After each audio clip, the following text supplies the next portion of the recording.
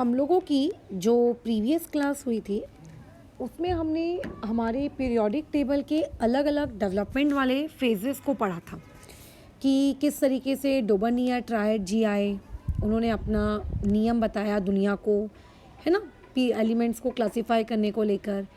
फिर Newland law of octaves आए, फिर उसके बाद आप लोगों का मैंडलीव पीरियोडिक टेबल आया एंड फाइनली अब हमारे पास जो हमारे सामने है वो है मॉडर्न पीरियोडिक टेबल।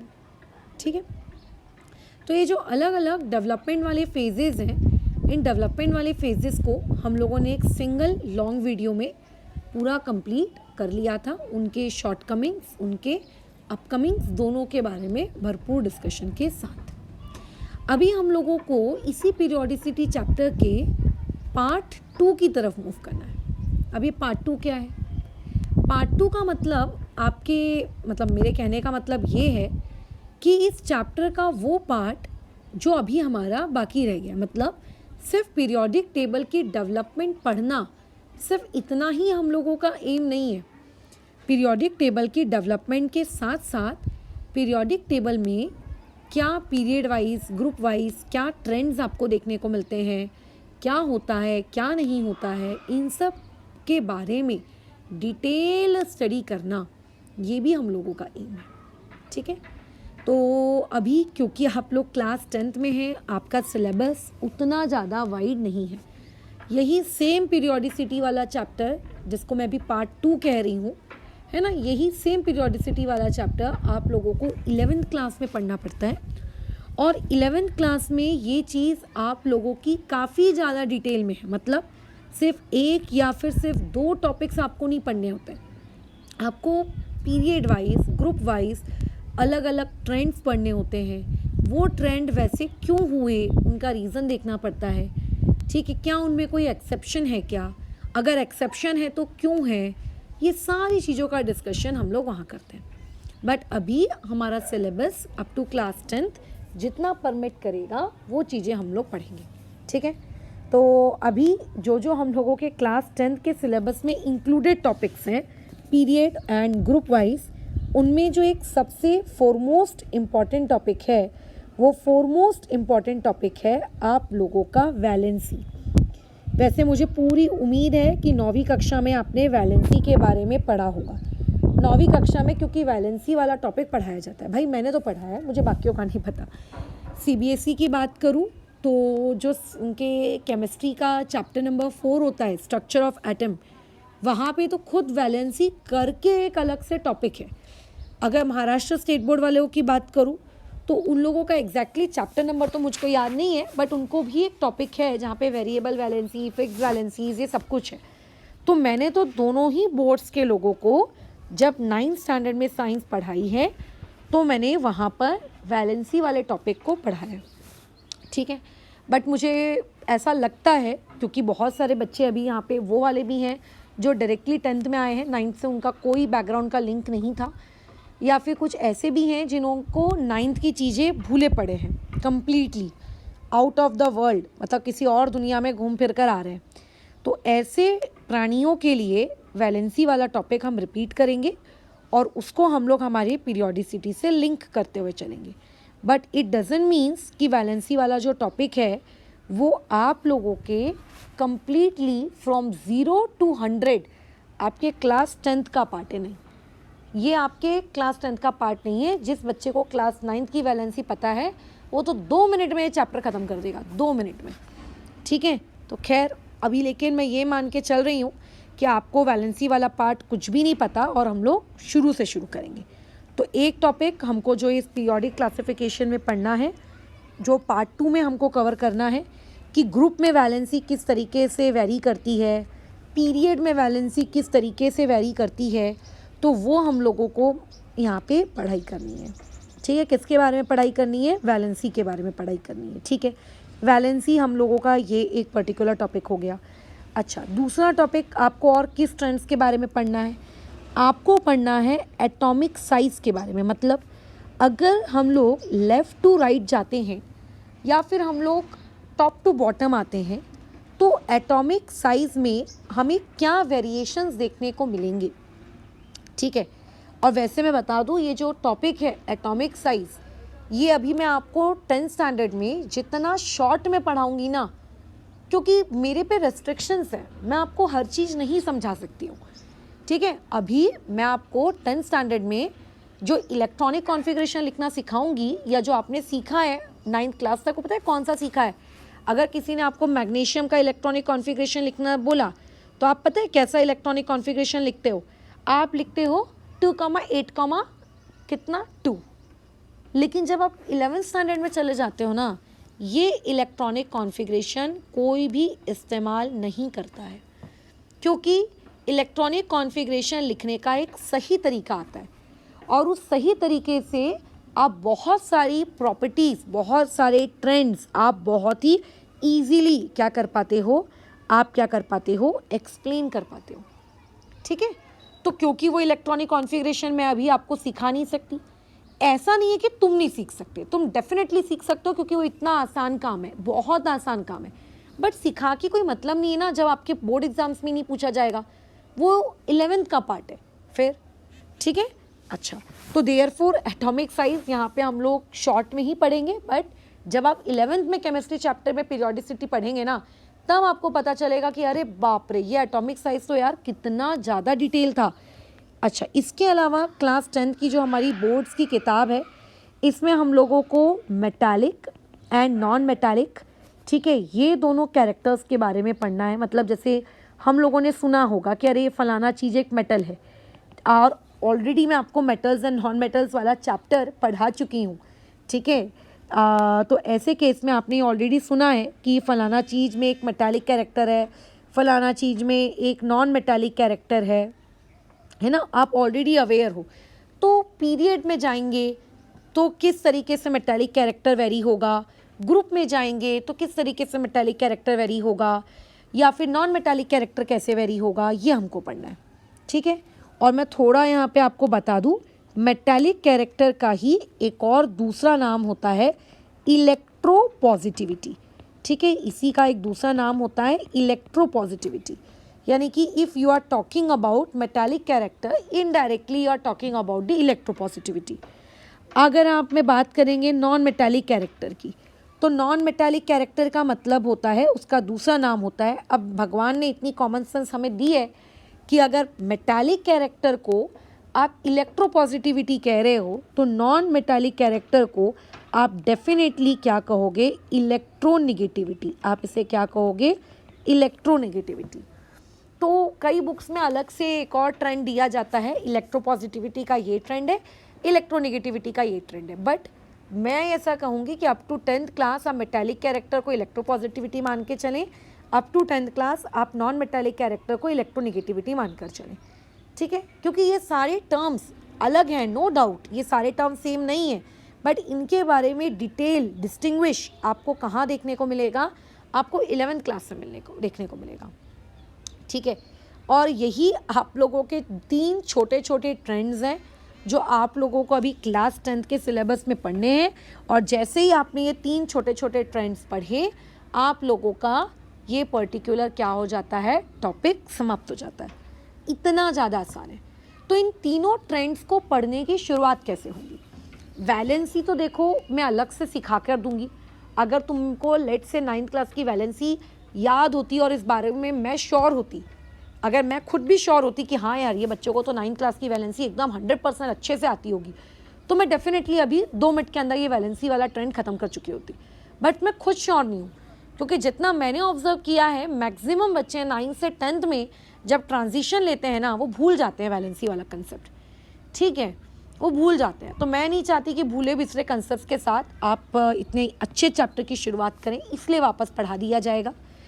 अच्छा, रही बात एटॉमिक साइज़ के कंसेप्ट को समझने की, रही बात metallic and non metallic character को समझने की, तो ये चीज़ आप तभी पढ़ पाएंगे जब आपको आज का टॉपिक पता होगा, यानी कि इलेक्ट्रॉनिक कॉन्फ़िगरेशन। जो मैंने हेडिंग दी है ईसी, ईसी का मतलब मैं ये लिखना चाह रही हूँ इलेक्ट्रॉनिक कॉन्फ़िगरेशन, कि किसी भी एलिमेंट का पीरियोडिक टेबल में इलेक्ट्रॉनिक कॉन्फ़िगरेशन किस तरीके से होता है उसके पीरियड में, और उसका इलेक्ट्रॉनिक कॉन्फ़िगरेशन किस तरीके से होता है उसके ग्रुप में।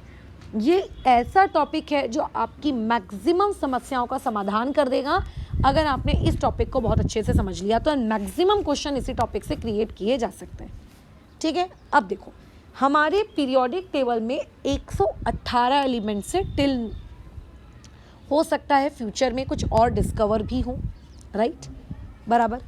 तो क्या मैं अभी आपको 118 एलिमेंट्स का इलेक्ट्रॉनिक कॉन्फ़िगरेशन लिखना सिखाऊंगी क्या?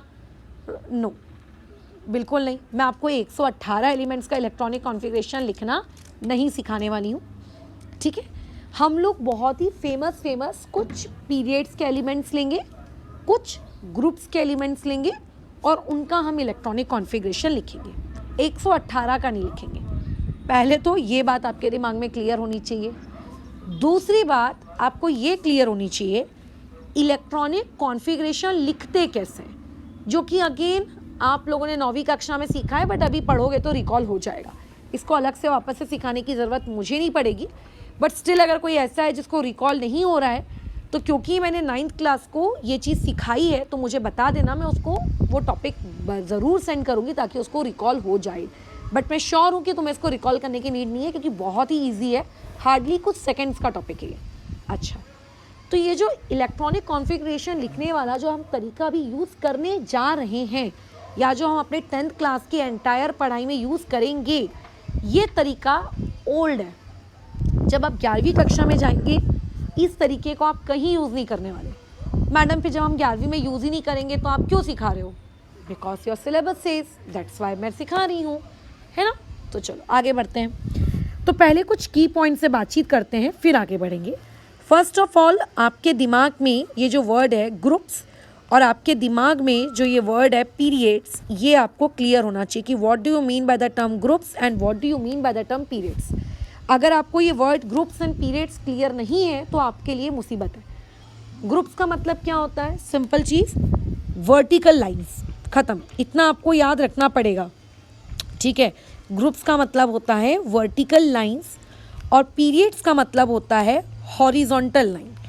अब देखो, मैं पर्सनली केमिस्ट्री में जब मैं चीज़ों को पढ़ती हूँ, जब मैं ट्रेंड्स पढ़ती हूँ या पढ़ाती हूँ, या जब मैं खुद स्टूडेंट थी 11th क्लास में स्पेशली, तो हम लोग अपने अपने छोटे छोटे निमोनिक्स बनाते थे चीज़ों को याद रखने के लिए कि अच्छा, क्योंकि कन्फ्यूजन होता है ना यार कि अच्छा इसके साथ ये कैसे, इसके साथ ये कैसे, इसके साथ वो कैसे, बहुत कन्फ्यूजन होता है, बहुत बहुत ज़्यादा। जैसे कि मैंने मेरा एक निमोनिक बनाया है केमिस्ट्री में। जब आप 11th क्लास में स्टीरियो केमिस्ट्री नामक एक टॉपिक पढ़ते हैं, मैंने अपना एक निमोनिक बनाया है RD। अब जो लोग CBSE बोर्ड्स के हैं वो लोग RD वर्ड से काफ़ी ज़्यादा फेमिलियर होंगे। मैथमेटिक्स में उन लोगों की एक मोटी सी किताब आती है beyond their boards text book, RD Sharma, ठीक है। तो उसमें ये जो CBSE वाले हैं उन लोगों के लिए वर्ड बहुत ही कॉमन है, अच्छा RD। तो मैंने अपना ये निमोनिक बना के रखा है क्योंकि केमिस्ट्री में जब हम लोग स्टीरियो केमिस्ट्री पढ़ते हैं तो D का मतलब मैंने वहाँ पे रख के रखा था डेक्स्ट्रो रोटेटरी। अब तुमको नहीं बताऊंगी मैं कि डेक्स्ट्रो रोटेटरी क्या होता है, सिर्फ एक कान से सुनो और दूसरे कान से निकाल दो। और R का मतलब मैंने बना के रखा था राइट, मतलब डेक्स्ट्रो रोटेटरी वाले राइट साइड में जाएंगे, ख़त्म। ये मेरा निमोनिक था, ठीक है, ये मेरा निमोनिक था। और ऑब्वियस है कि जो डेक्स्ट्रो रोटेटरी नहीं है वो लेफ़्ट साइड जाएंगे। मतलब ये याद रखने की मेरी टेक्निक थी कि मेरे को एग्ज़ाम डे में ये कन्फ्यूजन ना हो कि डेक्स्ट्रो रोटेटरी राइट में जाता है कि लेफ़्ट में जाता है, ये मेरे को कन्फ्यूजन ना हो। डन। तो वैसे ही यहाँ पे हम लोग हमारा एक निमोनिक और बना सकते हैं, जैसे कि HP। ये वर्ड आपने कहाँ सुना है? ये 2 जगह ये वर्ड सुना जाता है। अगर आप किसी 11वीं या 12वीं कक्षा के मैथ्स वाले स्टूडेंट से पूछोगे ना, तो जिस तरीके से आपने अभी मैथ्स से पढ़ा है ना AP, तो वैसे ही AP के साथ साथ एक और होता है GP, और GP के साथ साथ और AP के साथ साथ एक और होता है जिसको हम लोग कहते हैं HP। तो मैथ्स वाला स्टूडेंट बोलेगा अच्छा तो वो HP है, हार्मोनिक प्रोग्रेशन कहते हैं इसको। या फिर HP एक और जगह आपने सुन के रखा होगा, HP पेट्रोल पंप है ना, जैसे भारत पेट्रोलियम्स होता है वैसे HP petrol pump, HP gas. याद आ रहा है कुछ? हाँ, याद तो आ रहा है। तो बस मैं ऐसे ही याद रखती हूँ कि ठीक है, यहाँ पे H का मतलब होगा आप लोगों का हॉरिजॉन्टल, ठीक है, और यहाँ पे पी का मतलब होगा पीरियड्स। मतलब पीरियड्स का मतलब क्या होगा, जो चीज़ें हॉरिजॉन्टल है, ख़त्म। मतलब पेपर में कभी अगर कन्फ्यूजन हो इस पर्टिकुलर चैप्टर को लेकर, जो कि समय के साथ साथ जैसे जैसे आप बड़े होते हो, जैसे जैसे आप प्रैक्टिस करते हो, धीरे धीरे वो कन्फ्यूजन आपकी लाइफ से गायब हो जाता है। बट स्टिल अगर वो कन्फ्यूजन अगर आपकी लाइफ में हो तो भी उस वक्त आप इस चीज़ को सॉर्ट आउट कर सके कि हाँ HP मतलब हॉरिजॉन्टल वाले पीरियड्स होते हैं, ये कन्फर्म है। तो जो चीज़ हॉरिजॉन्टल नहीं है, जो वर्टिकल है, वो डेफिनेटली क्या होंगे, ग्रुप्स होंगे। तो ऐसे छोटे छोटे निमोनिक्स आप अपनी लाइफ में बना सकते हो। फिलहाल अभी मैं बड़ी हो गई हूँ बहुत, तो मुझको इस निमोनिक्स की ज़रूरत नहीं है और आपको भी नहीं पड़ेगी कुछ दिनों बाद या कुछ महीनों बाद या कुछ सालों बाद। बट स्टिल जब तक कन्फ्यूजन हो रहा है तब तक आप इस चीज़ को ध्यान रखिए कि HP हॉरिजॉन्टल म्हणजे पीरियड्स, ख़त्म। अच्छा, तो ग्रुप्स यानी कि वर्टिकल लाइन एंड पीरियड्स मतलब आपके हॉरिजॉन्टल लाइन। अभी मुझको आपको इलेक्ट्रॉनिक कॉन्फ़िगरेशन लिखना सिखाना है 9th एंड 10th क्लास के स्टूडेंट को, ठीक है। अच्छा, तो 9th एंड 10th क्लास का जो स्टूडेंट होता है उसके इलेक्ट्रॉनिक कॉन्फ़िगरेशन लिखने का तरीका देखो कैसा रहता है। एक इस तरीके से वो सर्कुलर ब्रैकेट देता है, सर्कुलर ब्रैकेट के अंदर कुछ नंबर्स लिखता है, लेकिन ध्यान रखना पहला नंबर जो लिखता है वो K शेल को रिप्रेजेंट करेगा, जो दूसरा नंबर लिखता है वो L शेल को रिप्रेजेंट करेगा, जो तीसरा नंबर लिखता है वो M शेल को रिप्रेजेंट करेगा, और जो चौथा नंबर वो लिखता है N शेल को रिप्रेजेंट करता है, एंड सो ऑन। बाकी हमें आगे शेल्स की नीड नहीं है, ठीक है। और अब आपको इनके शेल्स की कैपेसिटी याद रखनी है कि K शेल की इलेक्ट्रॉन को स्टोर करने की जो मैक्सिमम कैपेसिटी है वो है 2 इलेक्ट्रॉन्स। मतलब K शेल अपने पास मैक्सिमम 2 इलेक्ट्रॉन्स रख सकता है, 2 के बाद वो नहीं रखेगा, ठीक है। 2 के बाद अगर आप उसको देना भी चाहोगे तो वो पास कर देगा आगे वाले को, L वाले को।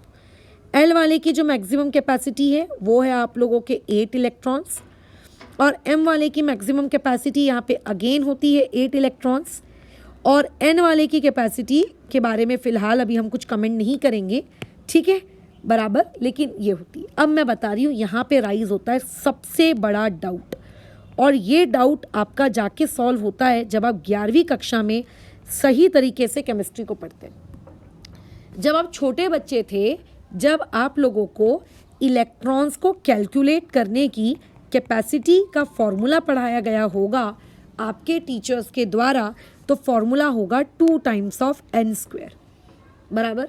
तुम में से कई लोगों को याद होगा, नहीं याद है तो याद रख लो, ये फॉर्मूला होता है इलेक्ट्रॉन्स की कैपेसिटी का किसी भी शेल में कैलकुलेट करने के लिए। यानी कि अगर मैं बात कर रही हूँ आप लोगों के n = 1 की, यानी कि पहले शेल की, पहला शेल का मतलब होता है K शेल, तो इस फॉर्मूले में अगर मैं वैल्यू पुट करूँगी तो आंसर आएगा 2। अरे वाह मैडम, यहाँ पे तो देखो फॉर्मूले में मस्त, इससे पता चल गया कि K शेल तो 2 इलेक्ट्रॉन एकोमोडेट करता है ना। अरे वाह, अगर मैं बात करूँ n = 2 की, यानी कि मैं बात कर रही हूँ L शेल की, और यहाँ पे अगर मैं फॉर्मूले में वैल्यू पुट करूँ तो देखो यहाँ से मेरा आंसर कितना आ जाता है 8, बराबर। यहाँ से मेरा आंसर कितना आ जाता है 8, बराबर। अच्छा ओके, तो देखो आपने भी लिख के दिया मैडम कि M शेल की कैपेसिटी 8 है। अब बात आती है तीसरे शेल की, यानी कि n = 3 की, जिसको हम लोग कहते हैं हम लोगों का M शेल। अब अगर मैं यहाँ पे वैल्यू पुट करूँ, और तुम सबको बेसिक मैथमेटिक्स आती है, तो बेसिक मैथमेटिक्स के अकॉर्डिंग तुम ये जानते हो कि अच्छा M शेल जो होगा ये आप लोगों का 18 इलेक्ट्रॉन्स रखेगा, है ना। मैक्सिमम कैपेसिटी इसकी कितनी है 18, इस फॉर्मूले के कैपेसिटी 18 है, कैपेसिटी, ठीक है, कैपेसिटी। बट रियलिटी में, ठीक है, रियलिटी में जब रियलिटी की बात, मतलब ये 18 वो रख सकता है, ठीक है, 18 को वो रख सकता है, ये इसकी मैक्सिमम कैपेसिटी है, ठीक है, वो रख सकता है। But due to some reasons जो कि आपको क्लास 11th में एक्सप्लेन होंगे, उन्हें मैं अभी एक्सप्लेन नहीं कर सकती क्योंकि उसके लिए कुछ टर्म्स डिफाइन करने होंगे जो अभी डिफाइन करना मेरे लिए बहुत मुश्किल है, क्योंकि आपको कुछ बेसिक्स आते ही नहीं हैं कि मतलब आपको कुछ ऑर्बिटल्स, ऑर्बिट्स, है ना, principal quantum number, azimuthal quantum number, आपको कुछ पता ही नहीं है, तो मैं किस बेसिस पे आपको चीज़ें समझाऊँ। तो 11th क्लास में आपके सारे कंसेप्ट क्लियर होते हैं। बट यहाँ पे एक चीज़ आपको याद रखनी है कि एम शेल की जो कैपेसिटी होती है वो मैं मानती हूँ, ठीक है, मैं मानती हूँ कि उसकी कैपेसिटी 18 होती है, लेकिन वो रखता सिर्फ 8 है, इसीलिए मैंने यहाँ पे लिखा है 8 इलेक्ट्रॉन।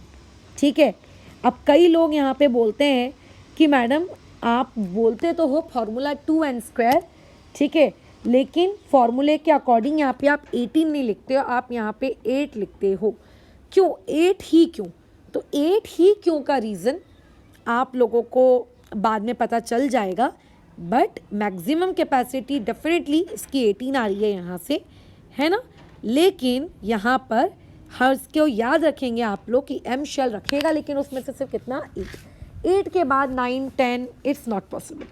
ठीक है, वो पॉसिबल नहीं है। जो स्टेबल होने के लिए जो एकोमोडेट कर रहा है वो 8 ही कर रहा है।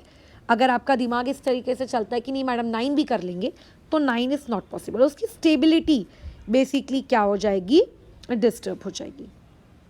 ठीक है, मैक्सिमम रख भले ही वो 8 रह सकता है, बट एलिमेंट्स की दुनिया में स्टेबल इलेक्ट्रॉनिक कॉन्फ़िगरेशन प्रेफर किए जाते हैं, एंड स्टेबल इलेक्ट्रॉनिक कॉन्फ़िगरेशन 8 का है, ना कि 8 से ज़्यादा के किसी अदर नंबर का। ठीक है, बाकी इसकी डिटेल 11th क्लास में मिलेगी। चलो अब आगे बढ़ते हैं। जैसा कि मैंने बताया कि हम लोग पूरे के पूरे 118 एलिमेंट्स का इलेक्ट्रॉनिक कॉन्फ़िगरेशन नहीं लिखेंगे, हम कुछ चुनिंदा एलिमेंट्स का इलेक्ट्रॉनिक कॉन्फ़िगरेशन लिखेंगे। तो अगर मैं फर्स्ट पीरियड की बात करूं, तो फर्स्ट पीरियड में एक हाइड्रोजन आता है और इधर एक कोने में हीलियम आता है, बस ख़त्म।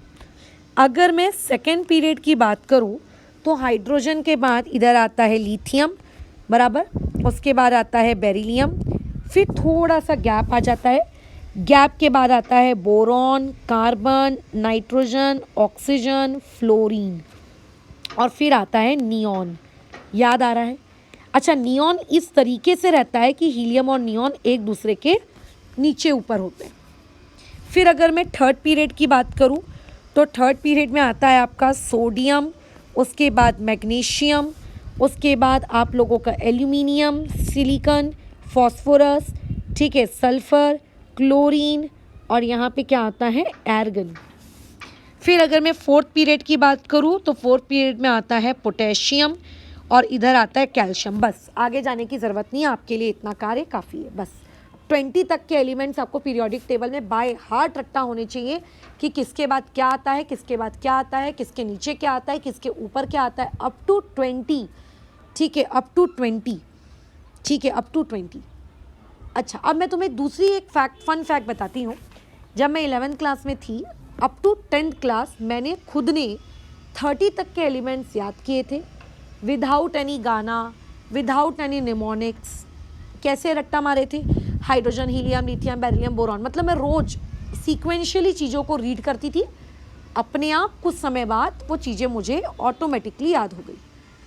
लेकिन जब हम 11th क्लास में गए, तो हमारे जो सर थे, ठीक है, उन्होंने हमको निमोनिक्स लिख के दिए। बट मैं सिंसियरली बताऊँ, मैंने कभी पीरियोडिक टेबल के एलिमेंट्स को निमोनिक्स के थ्रू याद नहीं रखा, बिकॉज मुझे निमोनिक्स वाली चीज़ उतनी कोई खास पसंद नहीं आती। हाँ, बट एक निमोनिक ऐसा है जो मेरे दिमाग में छप गया है एकदम, वो मैं तुम्हारे साथ भी शेयर करूँगी। देखो, और ऐसा नहीं है कि जो निमोनिक आपके टीचर आपको बना के दे रहे हैं आप सिर्फ उतने ही निमोनिक्स पढ़ें, ऐसा नहीं होता है। आप अपने पर्सनल कुछ कॉन्फिडेंशियल निमोनिक्स अपने पास बनाकर रख सकते हैं। टोटल 7 पीरियड्स होते हैं। पोटेशियम के नीचे से लोगों को कन्फ्यूजन शुरू हो जाता है कि अरे मैडम पोटेशियम के नीचे क्या आता होगा, पोटेशियम के नीचे क्या आता होगा। तो हमारे सर ने निमोनिक देखो कुछ इस तरीके का बनाया था। हाइड्रोजन को उन्होंने लिया था है, ठीक है, लिथियम को उन्होंने लिया था ली, और Na को लिया था उन्होंने ना। तो बताओ क्या बन गया, हेलिना। कितना प्यारा नाम बन गया, हेलिना। क को मतलब के को उन्होंने लिया था की।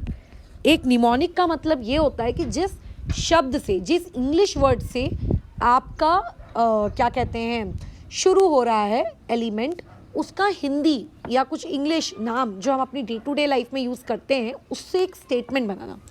अच्छा, उसके बाद देखो, मुझे क्योंकि याद है इसलिए मैं लिख देती हूँ।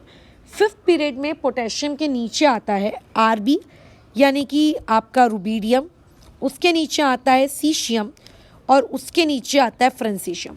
मैं बता दूँ, सीशियम गजब खूबसूरत एलिमेंट है। थोड़ा यूट्यूब सर्च करना इस वीडियो को देखने के बाद, गोल्ड जो अगर पिघला दिया जाए तो पिघला हुआ गोल्ड कितना खूबसूरत दिखेगा, उससे भी बेटर है, बहुत खूबसूरत है।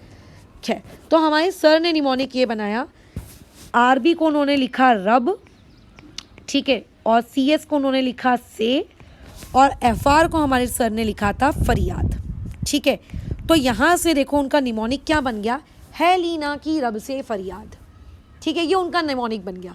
मतलब अगर किसी को के तक पहुँचने के बाद कन्फ्यूजन हो जाए, जो कि होता है, मैं बता दूँ होता है, ठीक है, कि के बाद आरबी आता था कि के बाद सीएस आता था, कि सीएस पहले आता था कि एफआर पहले आता था। अगर लेट से ये कन्फ्यूजन अगर हो जाए तो इस कन्फ्यूजन को दूर करने के लिए वो बेटा क्या कर सकता है लीना की रब से फरियाद। अच्छा, मतलब रब पहले आता है, मतलब आप लोगों का रूबीडियम पहले आता है, सीशियम बाद में आता है, और फरियाद क्योंकि आखिरी में, मतलब फ्रेंसेशियम सबसे आखिरी में आता है। इसे कहते हैं निमोनिक्स। मतलब किसी भी एक पर्टिकुलर ग्रुप के एलिमेंट्स को रट्टा मारने के लिए इस तरीके से कुछ स्टेटमेंट्स याद रखना।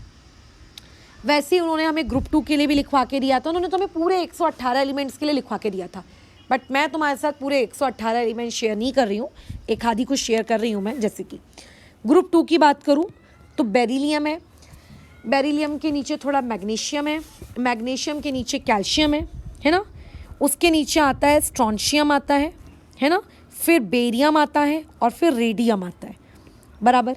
तो इसका निमोनिक देखो उन्होंने कैसा मंगाया था। बीई का मतलब उन्होंने रखा था बेटा, एमजी का उन्होंने रखा था निमोनिक मांगे, सीए का उन्होंने रखा था कार, एसआर का उन्होंने रखा था स्कूटर, और बीए का उन्होंने रखा था बाप, और आरए का उन्होंने रखा था रोए। अब पढ़ो तुम पूरा एक बार में। क्या है, बेटा मांगे कार स्कूटर बाप रोए।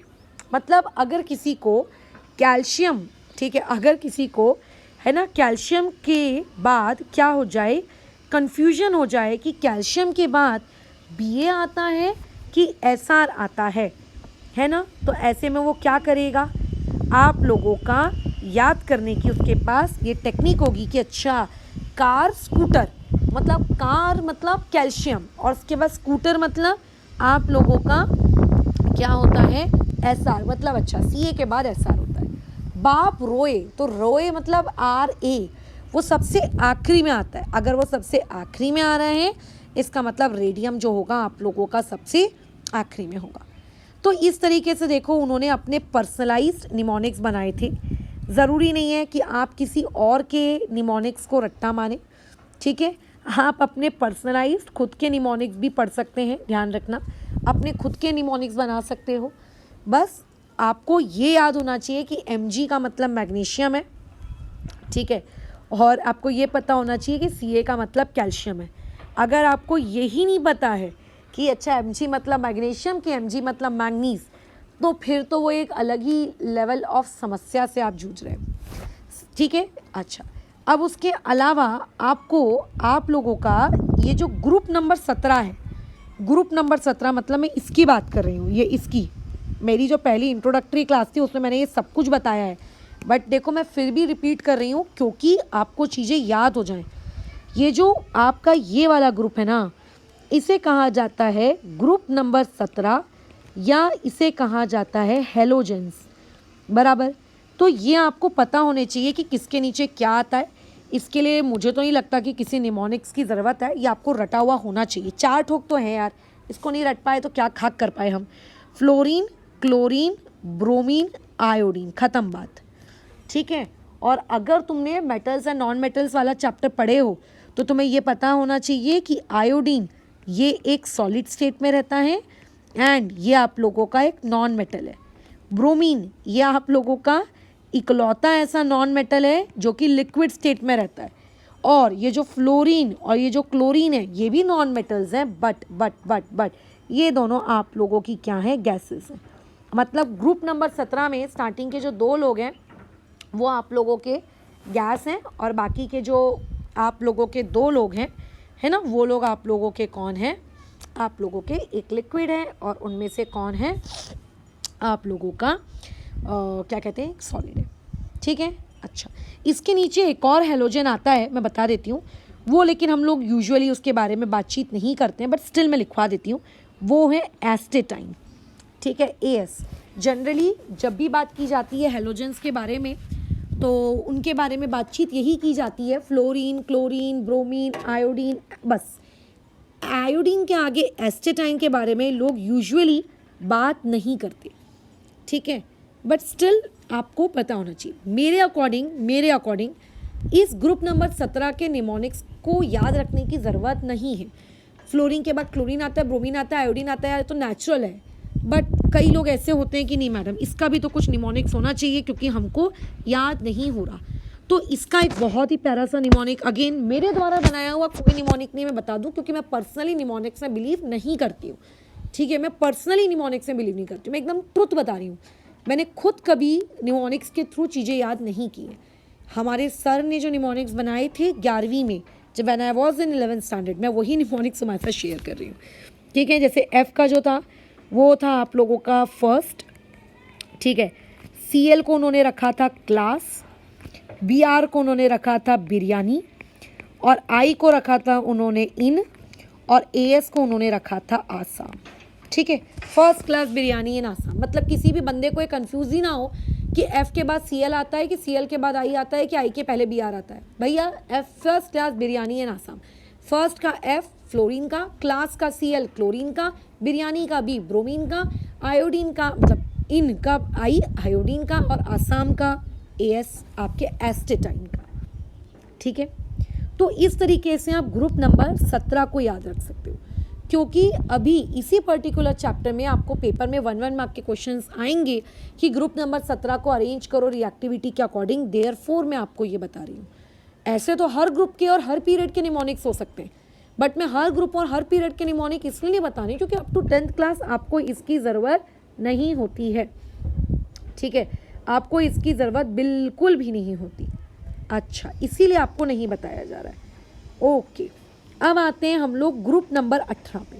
पेपर में आराम से क्वेश्चन पूछा जा सकता है कि ग्रुप नंबर 18 के आप 2 या 3 एलिमेंट लिख कर दे दीजिए, या फिर ग्रुप नंबर 18 के लाइन से सारे एलिमेंट्स लिख कर दिखाइए। तो देखो ग्रुप नंबर 18 का जो पहला एलिमेंट है वो है हीलियम।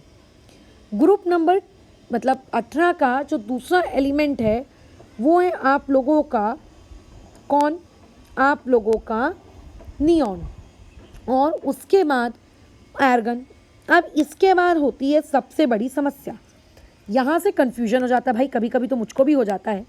आर्गन के बाद अगर हम बात करें, आर्गन के बाद अगर अब हम बात करें कि आर्गन के बाद क्या, तो देखो आर्गन के बाद की जो दुनिया होती है उसमें आता है Kr।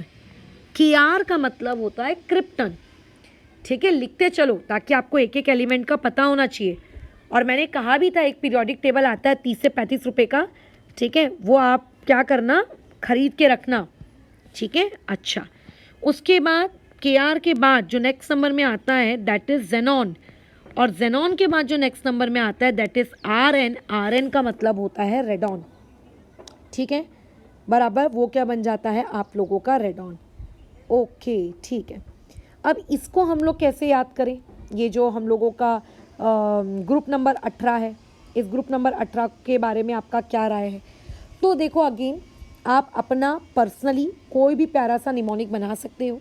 हाँ, बाकी के जो, अच्छा पहले तो इस बारे में थोड़ा सा डिस्कशन कर लेते हैं कि ये जो आखिरी है, इस आखिरी वाले को हम लोग क्या कहते हैं, आप लोगों का ग्रुप नंबर 18 कहते हैं, या फिर इसे नोबल गैसेस का ग्रुप कहा जाता है, या फिर इसे ज़ीरो गैसेस का भी ग्रुप कहा जाता है ना, या फिर इसे इनर्ट गैसेस का भी ग्रुप कहा जाता है। तो आपसे पेपर में आराम से कोई भी 2 एग्जाम्पल पूछे जा सकते हैं, ठीक है, आराम से आपसे पेपर में कोई भी 2 एग्जाम्पल पूछे जा सकते हैं। तो आपको पता होना चाहिए कि 2 एग्जाम्पल क्या है। जनरली पूरे के पूरे एलिमेंट्स आपको पूछे जाएं कि एक के बाद एक के बाद एक के बाद लिखो, ऐसा नहीं है, ठीक है। अच्छा, ओके, लेकिन फिर भी मैडम अगर कल को पूछ लिया तो क्या करें हम, है ना। अच्छा, सही बात है यार, है ना। अच्छा, अब फिर तो ऐसे केस में मैं पर्सनली सजेस्ट करूँगी कि आप अपना खुद का कोई निमोनिक बनाओ। मेरा एक बहुत ही पर्सनल निमोनिक है, बट उसे शेयर करना थोड़ा ठीक नहीं है, ठीक है, आप अपनी मर्जी से कुछ भी निमोनिक बना सकते हो, ऐसा नहीं है कि कोई किसी और का ही निमोनिक यूज़ करना है, आप अपनी मर्जी से कोई भी निमोनिक यहाँ पे बना सकते हो। जैसे कि रुको, एक बहुत ही फेमस निमोनिक है इस ग्रुप नंबर 18 को याद रखने के लिए, जैसे कि HE को तो यही बोला जाता है ही, NE को बोला जाता है नेवर, AR को कहा जाता है अराइव्ड, अराइव्ड के बाद एट, ठीक है बराबर। अच्छा, एट ऐसी लिख दी है एवी, ये एट एवी लिखा गया है ताकि एक स्टेटमेंट बन सके, बराबर, एक स्टेटमेंट बन सके। He never arrived at Kanpur, Kanpur मतलब वही आप समझ जाना, क्रिप्टन, ठीक है, कानपुर जंक्शन। अब जंक्शन की स्पेलिंग हम सब जानते हैं जे होता है, बट यहाँ पे आप लिख सकते हो इस तरीके से, बराबर, ताकि आपको याद हो जाए कि अच्छा क्रिप्टन के बाद जेनॉन आता है, क्योंकि सबसे ज़्यादा कन्फ्यूजन यही होता है।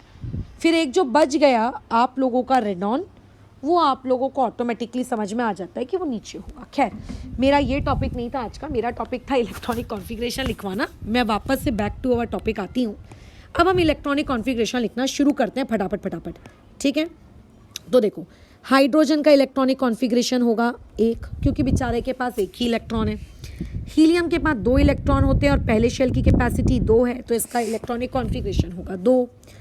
लिथियम की बात करें तो इसका इलेक्ट्रॉन होते हैं 3, तो इसका इलेक्ट्रॉनिक कॉन्फ़िगरेशन होता है 2,1। बेरिलियम का होता है 2,2।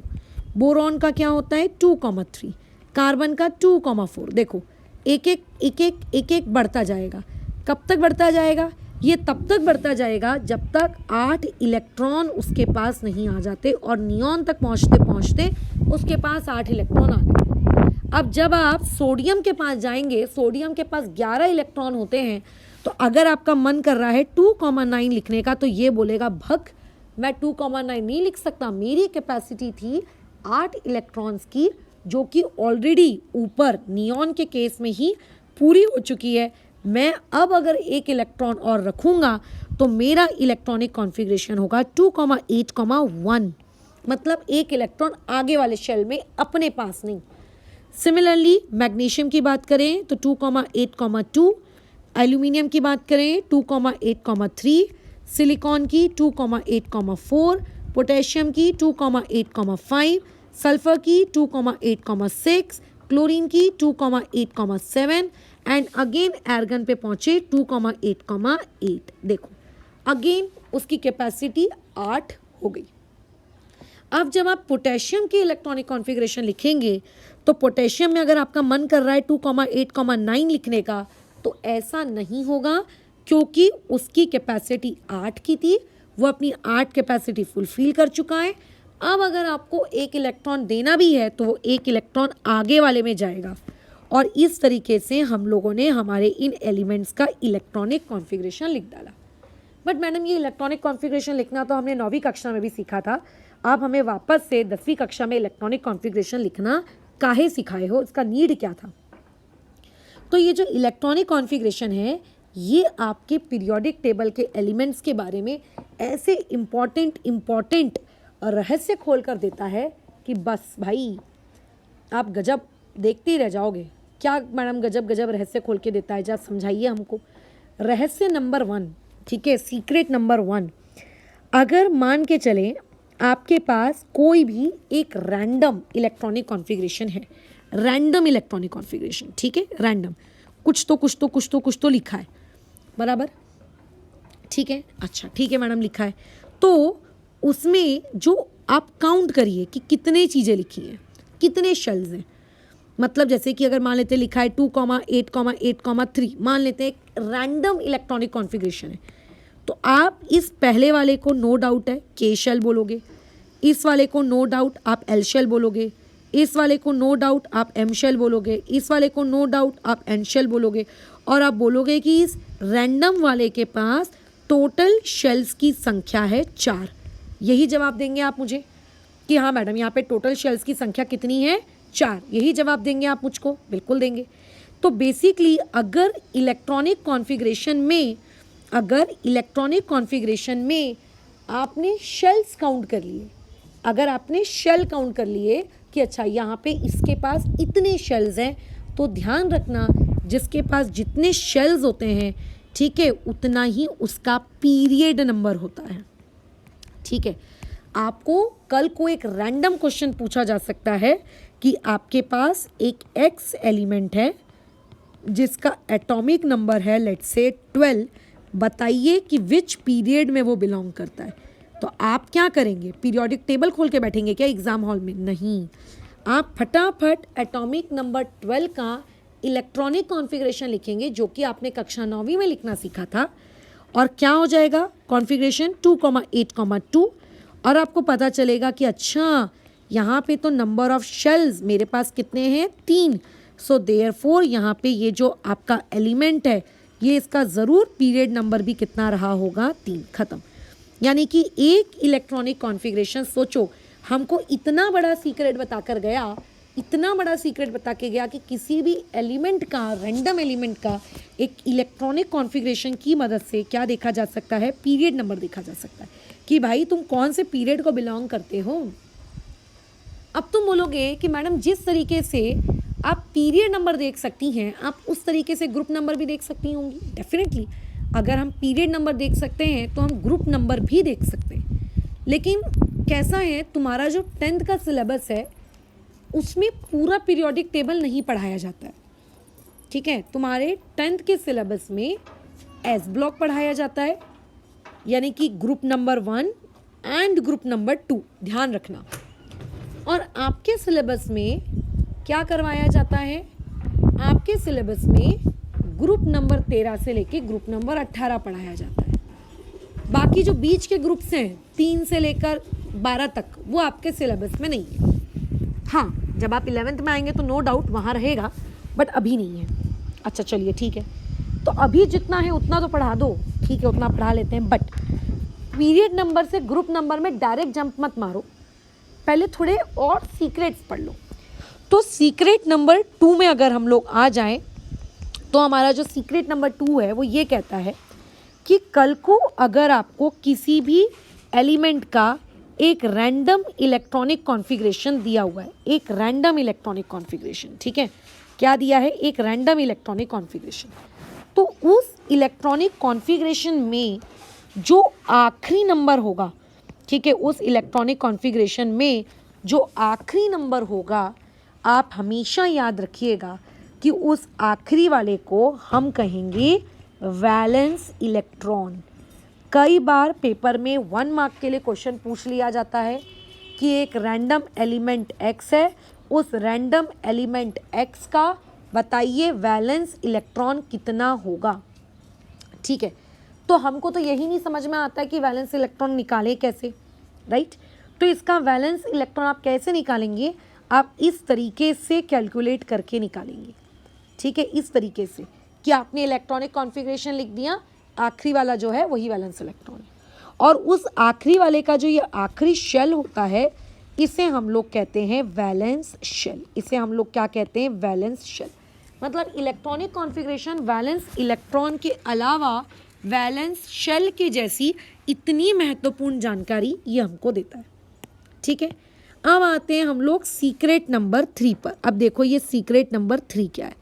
सीक्रेट नंबर 3 मतलब ग्रुप नंबर आइडेंटिफाई करना। ठीक है, अब आप ग्रुप नंबर कैसे आइडेंटिफाई करेंगे, तो यहाँ पे अगर आपको ग्रुप नंबर आइडेंटिफाई करना हो तो सबसे पहले आपको चेक करना होता है वैलेंस इलेक्ट्रॉन। अब समझे कि क्यों मैंने सीक्रेट नंबर 2 में वैलेंस इलेक्ट्रॉन पहले पढ़ाया, क्योंकि ग्रुप नंबर 2 मतलब ग्रुप नंबर आप तब तक आइडेंटिफाई नहीं कर पाएंगे जब तक आपको वैलेंस इलेक्ट्रॉन आइडेंटिफाई करते नहीं आएगा। Once you identified valence electron, ठीक है, then you are able to find group number also. Okay, अब ये सीक्रेट नंबर 3 के अकॉर्डिंग अगर मैं वैलेंस इलेक्ट्रॉन चेक करूँ तो वैलेंस इलेक्ट्रॉन को 2 कैटेगरी में क्लासीफाई किया जाता है। अगर किसी का वैलेंस इलेक्ट्रॉन या तो 1 हो सकता है, ठीक है, या तो किसी का वैलेंस इलेक्ट्रॉन 2 हो सकता है। अगर किसी का वैलेंस इलेक्ट्रॉन 1 है तो उसका ग्रुप नंबर भी 1 होगा, ख़त्म बात।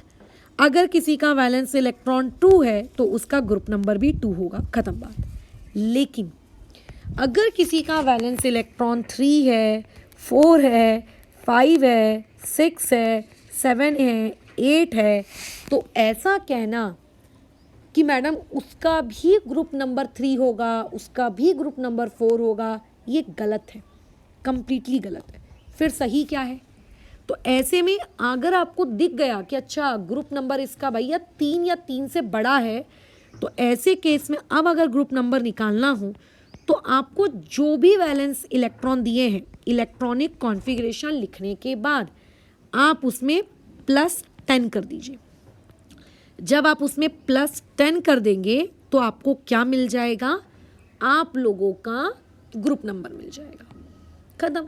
अब जैसे क्वेश्चन आता है, आपको बोल देगा कि एक रैंडम एलिमेंट x है, इसका आप आइडेंटिफाई करिए ग्रुप नंबर। आप कैसे आइडेंटिफाई करेंगे बताओ इसका ग्रुप नंबर?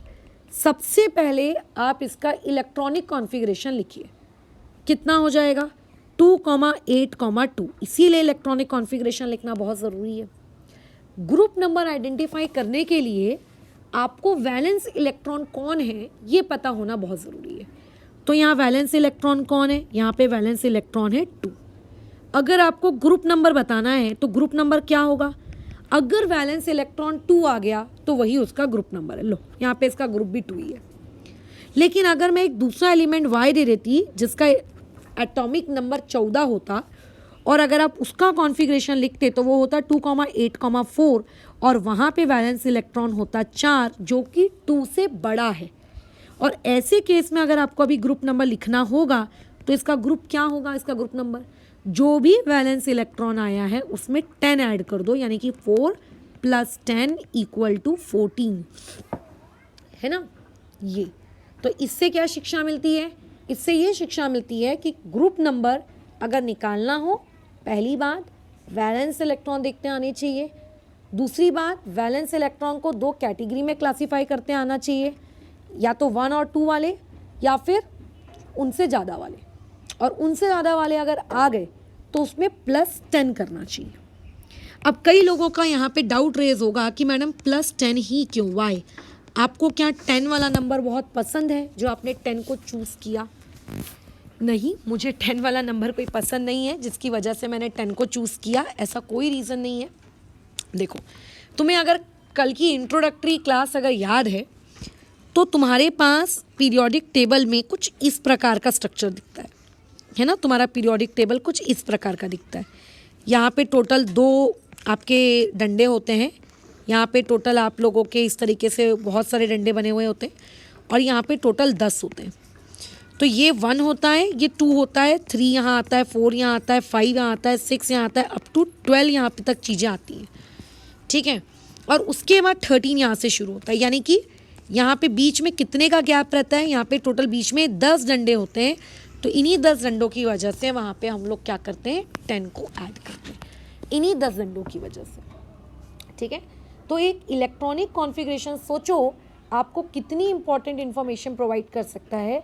आपको ये आइडेंटिफाई करके दे सकता है कि कौन सा एलिमेंट कौन से पीरियड में बिलोंग कर रहा है, ठीक है, बराबर, और आप लोगों का कौन से ग्रुप में बिलोंग कर रहा है, ये तक आप लोगों को आइडेंटिफाई होकर मिल जाता है। क्या ये ऑब्जर्वेशन समझ में आई? ये इंपॉर्टेंस है इलेक्ट्रॉनिक कॉन्फ़िगरेशन की, ये इंपॉर्टेंस है इलेक्ट्रॉनिक कॉन्फ़िगरेशन की। और भी इंपॉर्टेंस है, चलो ऑब्जर्व करते हैं क्या इंपॉर्टेंस है। आ जाओ वापस ऊपर। हाँ, एक चीज़ और है जो मैं बताना भूल गई, जो कि बहुत ज़्यादा ज़रूरी है, पेपर में कई बार आती है और कई बार बताना भूल जाते हैं तो उनको नहीं बनती है। सीक्रेट नंबर 4 क्या है madam? Secret number 4, secret number 4 ये है कि अगर वैलेंस इलेक्ट्रॉन 1 आए या फिर 2 आए हाइड्रोजन को छोड़कर, ठीक है, except hydrogen and helium, hydrogen और हीलियम को छोड़ दीजिए। हाँ, इन सारी कैलकुलेशन में आप हाइड्रोजन हीलियम को छोड़ दीजिए। क्यों छोड़ेंगे वो बाद में बात करेंगे, या फिर की होगी आपने 9th क्लास में, बट हाइड्रोजन हीलियम को छोड़ दीजिए। तो याद रखना वो पर्टिकुलर स्पीशीज़ एक मेटल के जैसे बिहेव करेगी। किसके जैसे बिहेव करेगी? मेटल के जैसे बिहेव करेगी। उसकी टेंडेंसी होगी इलेक्ट्रॉन को डोनेट करने की। उसकी टेंडेंसी क्या होगी कि इलेक्ट्रॉन को डोनेट करूं। और अगर वैलेंस इलेक्ट्रॉन मान के चलो 3 आ गया, ठीक है 3 तो नहीं बोलना चाहिए क्योंकि 3 और 4 बड़ा ही विवादास्पद मामला है, 5 आ गया, 6 आ गया, 7 आ गया, तो आप ध्यान रखिएगा कि ऐसे केस में वो पर्टिकुलर स्पीशीज़ एक नॉन मेटल के जैसे बिहेव करेगी और उसकी टेंडेंसी होगी इलेक्ट्रॉन्स को एक्सेप्ट करने की, यानी कि इलेक्ट्रोनिगेटिव बिहेवियर शो करने की। कई बार आपको 3-4 एलिमेंट्स दे देता है और आपको पूछता है कि आइडेंटिफाई करिए इसमें से मेटल कौन है, इनमें से नॉन मेटल कौन है, तो आप कैसे आइडेंटिफाई करोगे? आप इसी तरीके से इलेक्ट्रॉनिक कॉन्फ़िगरेशन की मदद से आइडेंटिफाई करोगे। अब हमने जो इलेक्ट्रॉनिक कॉन्फ़िगरेशन लिखा है, इस इलेक्ट्रॉनिक कॉन्फ़िगरेशन में तुमने एक चीज़ ऑब्जर्व की क्या, कि देखिए जब आप एक ग्रुप की बात करते हैं, जैसे किसकी, ग्रुप की, ग्रुप कौन, ग्रुप मतलब वर्टिकल लाइन। कहाँ है मैडम वर्टिकल लाइन? चलो आपके लिए एक वर्टिकल लाइन बना देते हैं। ये लेट से आप लोगों का एक ग्रुप है, इसे हम लोग ग्रुप नंबर 1 कहते हैं।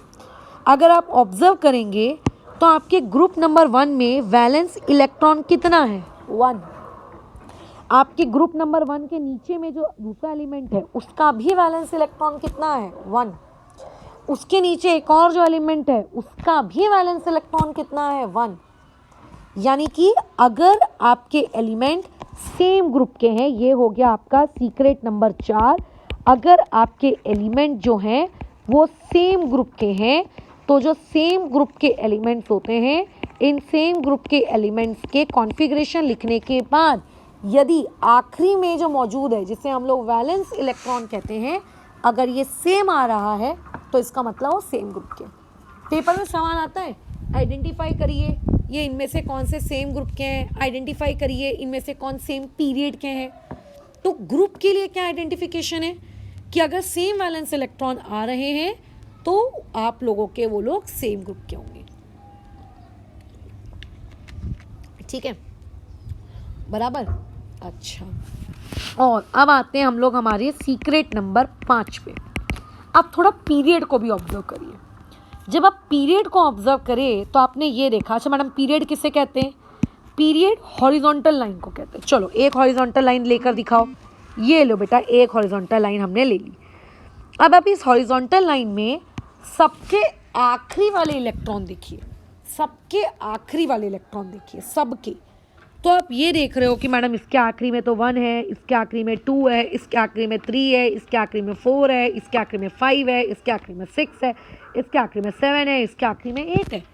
मतलब पीरियड वाइज अगर आप चलते हैं, अगर आप लेफ़्ट टू राइट चलते हैं, ठीक है, अगर आप सेम पीरियड में जाते हैं तो सेम पीरियड में आप लोगों को वैलेंस इलेक्ट्रॉन सेम नहीं मिलेंगे। ठीक है, आपके जो वैलेंस इलेक्ट्रॉन हैं वो आपको सेम नहीं मिलेंगे, ध्यान रखना, वो सेम नहीं होंगे। वो क्या होंगे? Increases by 1। कितने से इंक्रीज होते जाएंगे? 1 से 1 से इंक्रीज होते जाएंगे। बट मैडम अगर कल को हमें ये आइडेंटिफाई करने को बोला जाए कि आइडेंटिफाई करो ये फलाना चीज़ वो फलाना चीज़ एक ही पीरियड की है कि एक ही पीरियड की नहीं है, तो हम कैसे आइडेंटिफाई करें? देखो ऑब्जर्व करो, सब कुछ ऑब्जर्वेशन का खेल है भाई, पूरी माया ऑब्जर्वेशन की है। आपने ऑब्जर्व किया, आपने ये देखा कि यहाँ पर मेरे पास टोटल कितने शेल है? 2, एक के शेल एक एल शेल।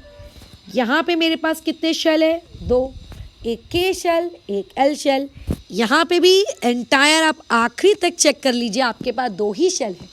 मैं मानती हूँ वैलेंस इलेक्ट्रॉन चेंज हो रहा है, लेकिन आपके जो शेल की क्वांटिटी है वो शेल की क्वांटिटी सेम आ रही है। तो अगर आप लोगों का जो शेल की क्वांटिटी है, शेल की क्वांटिटी अगर आपकी इक्वल आए, इसका मतलब वो लोग आपके सेम पीरियड को बिलोंग करते हैं। तो आपको 3-4 थोक रैंडम एलिमेंट दे देता है, मैं सारे प्रैक्टिस क्वेश्चंस करवा के दूंगी। ऐसा नहीं कि इसे धीरे धीरे पढ़ा दिया और आपको करने को बोल दिया, नहीं, मैं करवा के दूंगी ताकि आपको पता चले कि अच्छा कैसे अप्रोच करना है। बट आज की क्लास में हम थ्योरी कवर कर रहे हैं, तो वो सेम पीरियड को बिलोंग करता है। ये इंपॉर्टेंस है इलेक्ट्रॉनिक कॉन्फ़िगरेशन की। मतलब इलेक्ट्रॉनिक कॉन्फ़िगरेशन हमें ये बताता है कि कौन मेटल हो सकता है, कौन नॉन मेटल हो सकता है, कौन इलेक्ट्रॉन दे सकता है, कौन इलेक्ट्रॉन ले सकता है, कौन सेम ग्रुप का होगा, कौन सेम पीरियड का होगा, कौन से ग्रुप का होगा, कौन से पीरियड का होगा, ये इंपॉर्टेंस है इलेक्ट्रॉनिक कॉन्फ़िगरेशन की, ठीक है। और एक जीके फैक्ट मेरी तरफ से ले लो, जो कि मैंने ऑब्जर्व किया है, क्वेश्चन पेपर में पूछा जाता है, और ये कॉमन सेंस भी है काफ़ी हद तक। अगर कोई स्पीशीज़ सेम ग्रुप में है तो ऐसे सेम ग्रुप वालों की केमिकल प्रॉपर्टीज सेम होती है, ध्यान रखना, ठीक है। अगर कोई स्पीशीज सेम ग्रुप में बिलोंग करती है, ठीक है, सेम ग्रुप के लोग हैं, तो उनकी लगभग बहुत सारी केमिकल प्रॉपर्टीज सेम होंगी, क्योंकि केमिकल प्रॉपर्टीज इलेक्ट्रॉन पे डिपेंड करती हैं, वैलेंस इलेक्ट्रॉन पे डिपेंड करती है, ठीक है, because they depend on valence electron. And group में सभी के वैलेंस इलेक्ट्रॉन क्या होते हैं, इक्वल होते हैं। इसीलिए किसी भी एक ग्रुप में जितने भी एलिमेंट्स दिए होते हैं उनकी लगभग केमिकल प्रॉपर्टीज़ भी कैसी होती हैं, सेम होती हैं। लगभग उनकी केमिकल प्रॉपर्टीज़ भी क्या होती हैं, सेम होती हैं। पेपर में क्वेश्चन में पूछा जाता है, 1 मार्क के लिए ये गिव रीज़न, 2 मार्क के लिए ये गिव रीज़न कि why chemical properties remain same along the group, कि बताइए ग्रुप में केमिकल प्रॉपर्टीज़ क्यों सेम होती है। तो हमें क्या लिखना पड़ता है कि केमिकल प्रॉपर्टी डिपेंड करता है वैलेंस इलेक्ट्रॉन पर, एंड किसी भी ग्रुप में 2 एलिमेंट का वैलेंस इलेक्ट्रॉन सेम होता है, इसीलिए केमिकल प्रॉपर्टीज़ भी क्या होती हैं, सेम होती हैं। तो देखो इतनी सारी जानकारी एक छोटा सा इलेक्ट्रॉनिक कॉन्फ़िगरेशन हमको दे गया। तो तुम्हारी बुक में जो बड़ा बड़ा पैराग्राफ था, जो बड़ा बड़ा स्टेटमेंट था, ये देखो छोटे से इतने से क्लास में हमने क्या कर लिया, समराइज़ कर लिया, ठीक है। तो हमारा जो एक छोटा सा टॉपिक था कि पीरियड में और ग्रुप में इलेक्ट्रॉनिक कॉन्फ़िगरेशन किस तरीके से वेरी होता है, इस बात पे कमेंट करिए, ये हम लोग यहाँ पर फिनिश कर लेते हैं। डन। अच्छा, अब इसके आगे की क्लास में हम लोगों का जो नेक्स्ट डिस्कशन होगा वो ट्रेंड्स के बारे में होगा, बट जो कि मैं आपको ऑलरेडी बता चुकी हूँ, एक एटॉमिक साइज का ट्रेंड हमको पढ़ना है और एक हमें मेटालिक एंड नॉन मेटालिक पढ़ना है। तो कल हम ये दोनों ट्रेंड पढ़ेंगे, atomic and metallic and non metallic. उसके बाद जो हमारी परसों की क्लास होगी, परसों की क्लास में हम वैलेंसी वाला टॉपिक पढ़ेंगे, क्योंकि मुझे वो पूरा आपको रूट लेवल से सिखाना है, ये मानते हुए कि आप एक 9th क्लास के बच्चे हो, है ना। और फिर वो वैलेंसी वाला ट्रेंड पढ़कर हमारा ये पर्टिकुलर चैप्टर हो जाता है समाप्त। तुम्हें लगेगा इतने जल्दी कैसे समाप्त हो गया, एक्चुअली में इतने जल्दी समाप्त हुआ।